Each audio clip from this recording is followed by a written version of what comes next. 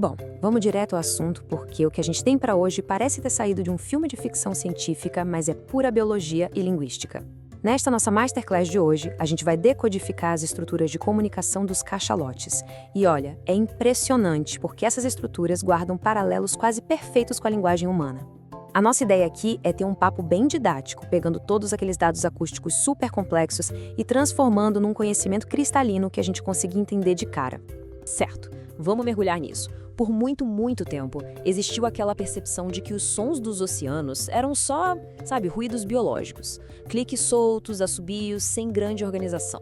Mas a ciência recente veio para derrubar essa ideia completamente. A verdadeira questão que nos guia agora é: será que esses gigantes do mar possuem regras exatas, uma verdadeira gramática e fonologia estruturada por trás de todo esse som? E para deixar tudo bem didático e organizado, nosso plano de aula hoje está dividido em 4 módulos. Primeiro, uma introdução rápida às codas. 2, a descoberta das vogais dessas baleias. 3, as 5 regras fonológicas em si. E, para fechar, o grande mistério da evolução independente. Então, bora para a parte 1, introdução às caudas das baleias. Vamos entender a anatomia e o vocabulário básico da bioacústica. A unidade fundamental de toda essa linguagem é o que a gente chama de coda. Pensa nas codas como os bloquinhos de construção, bem parecido mesmo com as nossas sílabas ou palavras. Elas são séries curtinhas de cliques que os cachalotes emitem para coordenar o comportamento de todo o grupo social. É tão complexo que diferentes clãs culturais de baleias chegam até a usar tipos diferentes de codas só para se identificarem no oceano. Incrível, né? E essa comparação ilustra brilhantemente como a gente pode ancorar o mecanismo biológico de som das baleias direto na nossa própria anatomia. Enquanto nós, humanos, usamos as pregas vocais, que geram os pulsos glóticos e dão o tom da nossa voz, os cachalotes usam estruturas que a gente chama de lábios fônicos. Esses lábios vibram na água e geram os cliques mecânicos que vão formar as codas. No fim das contas, é um sistema de produção de som muito análogo ao nosso. Agora, quando a gente analisa visualmente os dados acústicos no espectrograma, fica muito mais fácil de entender a estrutura da coisa. As codas são tradicionalmente classificadas pelo ritmo e pelo número de cliques. Por exemplo, a gente tem tipos como o famoso 1 mais 1 mais 3, que é literalmente um clique, uma pausa, outro clique e mais 3 rapidinhos na sequência. Ou o tipo 5R, que são 5 cliques com intervalos regulares. Olhando esses padrões rítmicos de 4 baleias diferentes, a precisão matemática delas é absolutamente inegável. O que nos leva à parte 2, descobrindo as vogais das codas, o grande avanço da ciência que revolucionou o estudo da comunicação animal. O grande pulo do gato aqui foi a pesquisa notar que esses cliques têm propriedades bem específicas, baseadas em frequências de ressonância, que na linguística a gente chama de formantes. Os pesquisadores descobriram que as baleias produzem 2 categorias distintas de qualidades de vogal: as codas A, que apresentam um único formante espectral, e as codas I, que apresentam 2 formantes. Basicamente, é como se a baleia alterasse ativamente o formato da cavidade ressonante dentro da cabeça dela para gerar uma qualidade acústica diferente, assim como a gente faz com as nossas vogais. Vamos seguir em frente e ver como isso se constrói na parte 3, as 5 regras fonológicas, a estrutura complexa da linguagem. O que a gente tem aqui é um verdadeiro mini-curso com 5 dimensões exatas onde as codas de baleia se comportam iguaizinhos à fonética das nossas linguagens humanas. E a gente vai destrinchar de forma bem didática cada uma dessas 5 regras para provar que não tem absolutamente nada de aleatório no jeito que elas se comunicam. A primeira regra prova que o ritmo de uma coda e o tipo de vogal estão totalmente interligados. Para ficar mais fácil de entender, pensa no chinês mandarim, que é uma língua tonal. No mandarim, tons específicos frequentemente se combinam de formas específicas com certas vogais. É o mesmo princípio. A qualidade da vogal da baleia e o padrão rítmico dela são produzidos por mecanismos independentes do corpo, mas elas escolhem ativamente combinar os dois de formas padronizadas. E o que é realmente interessante nesses dados aqui da tela é a correlação visual claríssima. Repara que a proporção do uso da coda I varia absurdamente, dependendo do ritmo da coda, seja 1 mais 1 mais 3 ou 5R. Essa distribuição totalmente irregular comprova de forma matemática que esses sons não são só um acidente anatômico, sabe? As baleias de fato controlam de forma deliberada qual vogal elas vão encaixar em qual ritmo. A regra 2 tem a ver puramente com a física do som, a duração intrínseca. A ciência notou que as cocadeiras A são, por natureza, mais longas de produzir do que as cocadeiras I. E o mais louco disso tudo, na nossa fala humana rola exatamente a mesma coisa.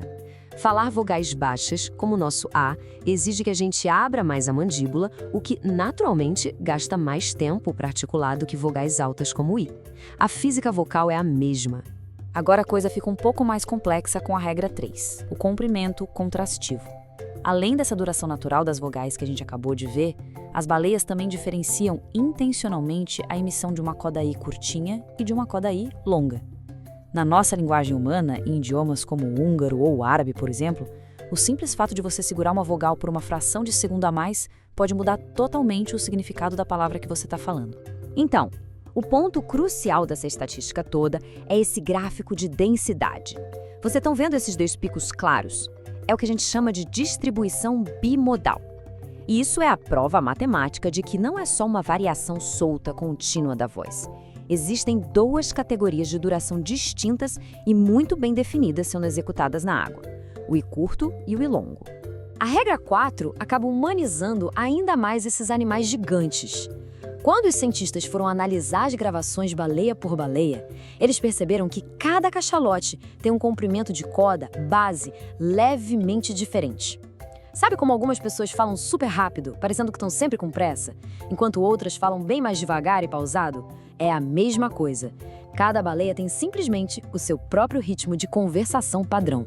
Antes da nossa última regra, a gente precisa de uma definição rápida e bem didática do que é coarticulação. Na linguística, isso significa basicamente que um som se ajusta e se molda para combinar melhor com o som que vem logo antes ou logo depois dele.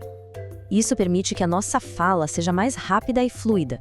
Em vez de a gente pronunciar cada sílaba separada de forma robótica, a gente meio que mistura os sons numa coisa só.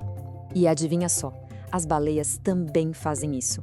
A regra 5 mostra que, de vez em quando, o primeiro clique de uma coda não tem a mesma qualidade de vogal do restante daquela mesma coda. E por quê? Os dados mostram que esse clique inicial frequentemente se adapta para corresponder à vogal da frase ou coda que veio imediatamente antes. Elas estão literalmente conectando de forma fluida os fonemas delas, exatamente como a gente faz no meio de uma conversa rápida. E assim chegamos à parte 4, o mistério da evolução independente. O grande quebra-cabeça da convergência evolutiva. Essa matriz evolutiva na tela resume tudo. Ela sugere que ocorreu uma evolução totalmente independente. Nós e os cachalotes só fomos compartilhar o ancestral comum num passado muito, muito distante. Milhões de anos antes da linguagem sequer sonhar em existir. Foram milhões de anos de evolução em ambientes completamente diferentes que separaram os humanos, com nosso trato vocal na Terra, das baleias nas profundezas do oceano. E ainda assim, as pressões da biologia e da necessidade social convergiram para que a gente usasse as exatas mesmas regras estruturais para conversar. Essa citação final dos pesquisadores atesta o peso absurdo dessa descoberta. Sem exagero, este é indiscutivelmente o paralelo fonológico mais rico já encontrado na natureza inteira. Mas claro, o elemento mais intrigante e até engraçado de tudo isso é a gente conseguiu mapear toda essa gramática super complexa, mas a ciência ainda não faz a menor ideia do que elas estão falando na prática. Com todo esse nível de sofisticação gramatical, a gente não sabe se elas estão fazendo uma fofoca super elaborada sobre o clã vizinho ou só comentando que a água hoje está fria demais pro lado de lá do Recife. O que nos deixa com essa pergunta provocativa para encerrar a nossa Masterclass de hoje. Tendo estabelecido que a comunicação dos cachalates possui vogais, durações contrastivas, coarticulação e padrões rítmicos perfeitamente estruturados, o que será que eles estão dizendo na imensidão do oceano? Nós já temos as chaves da estrutura da linguagem nas mãos. O próximo grande salto da ciência vai ser, sem dúvida, decifrar o verdadeiro significado desse diálogo milenar. E aí, fascinante, não é?